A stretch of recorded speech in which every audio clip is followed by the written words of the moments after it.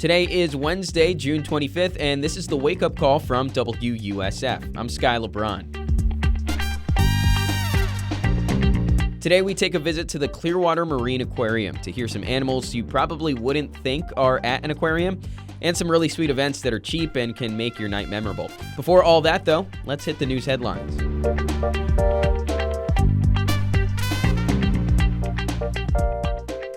Allendale United Methodist Church in St. Pete is asking the Pinellas Sheriff's Office to shell out $10,000 after deputies used the church's parking lot without asking.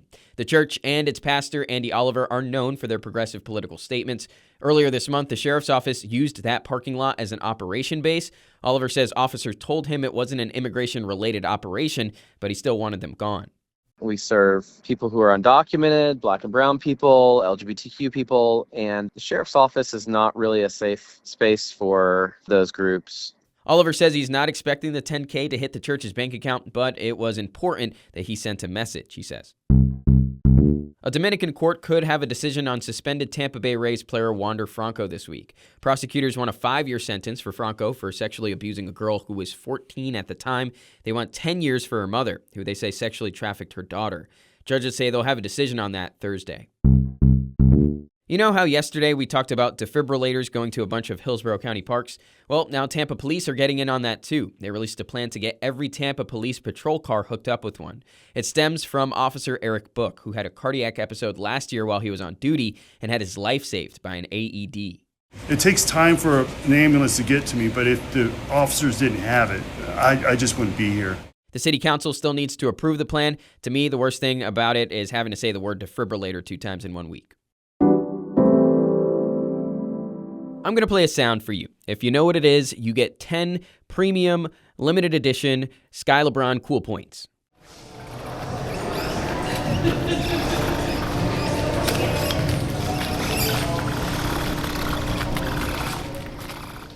If you guessed a squeaky Walmart shopping cart, wrong. In fact, you get 10 not so cool points for thinking that. I don't make the rules. That actually is the sound of capybaras, or capybaras. Rumor is saying it either way is fine. These critters are the largest rodents in the world, but few of us see it that way. We just think they're pretty cute. Right now, some capybaras are hanging out at the Clearwater Marine Aquarium, and to make a cute thing even cuter, they're 4 siblings named Daisy, Orchid, Bluebell, and Bud. I wanted to go, but instead WUSF's Sue Giles One-Tuck got the choice assignment. I swear I'm not jealous. I slipped her a few questions for Brian Breich. He's the president and founder of Amazing Animals in St. Cloud. That's where the little herd visiting Clearwater is from. So what's the coolest inside info of capybaras? Yeah, capybaras kind of took off on social media during COVID. TikTok just helped explode them popularity. They're kind of a pulp culture thing. People absolutely love them. And one of the funnest facts about them, I think, they're the world's largest rodent. They're semi-aquatic, and they can hold their breath for about 5 minutes. So it kind of makes sense for them to be here at an aquarium. Why would you say people need to actually come and see them? They can look at them on TikTok or whatever. Yeah, nothing replicates real life. Zoos and aquariums are so important for getting people up close and personal with wildlife, and that's really what we do. So coming here to the aquarium, you're going to experience capybaras up close and personal. Can't do that many places in the world. So these are rodents, but why do they not have the ick factor of most rodents? You know, it's really funny. They poop, they eat their poop, they swim in water that they love to poop in. So they do have an ick factor, but I think people just overlook it because of their fame and their lore. Well, yeah, Brian, you're right. Nothing's better than poop to make cute little critters seem pretty disgusting. Then again, everyone has their flaws. I don't know if I'd do it different if I were a capybara, so I'm going to give them a pass on that. If you want to see the capybaras, they're at the aquarium until July 20th. Admission is roughly between $30 and $40 unless you're not yet 2 years old. Those tykes get in for free, the little freeloaders. And if you're willing to shell out an extra $60, you could sit in the pen, feed the capybara some lettuce, and pet them. That's one way to figure out if there's more ick than cute to these little critters.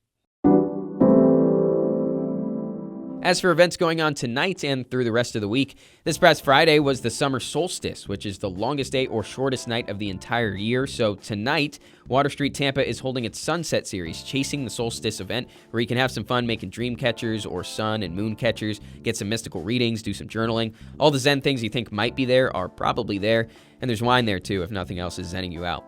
And just a reminder that every Thursday is free days at the Tampa Museum of Art downtown. Well, technically, it's not free. It's pay what you can, where you set your own admission fee as long as it's between 4 and 8 p.m. And if you haven't been to the Tampa Museum of Art, you really should. It's sick. They have an exhibit right now with every wall covered in moving flowers of all colors that creates a really trippy visual effect. It's a lot of fun, as long as you don't get dizzy really easily. The St. Pete Pride Parade is this weekend, but there's going to be a weekend launch party this Friday at the Floridian Social Club in St. Pete. There's going to be a DJ, go-go dancers, and a sound and light show with pride decorations and themes. It starts at 7, but will go into the wee hours of the morning, so just prepare your feet to be working some overtime. But that's your wake-up call for this Wednesday. I hope this podcast is helping you enjoy your day just a little bit more. If it is, consider subscribing to it wherever you listen to it and giving it a rating. We just want to make it better, and that helps a ton. You'll get another wake-up call tomorrow morning at 7, so be on the lookout for it. And in the meantime, have a great day.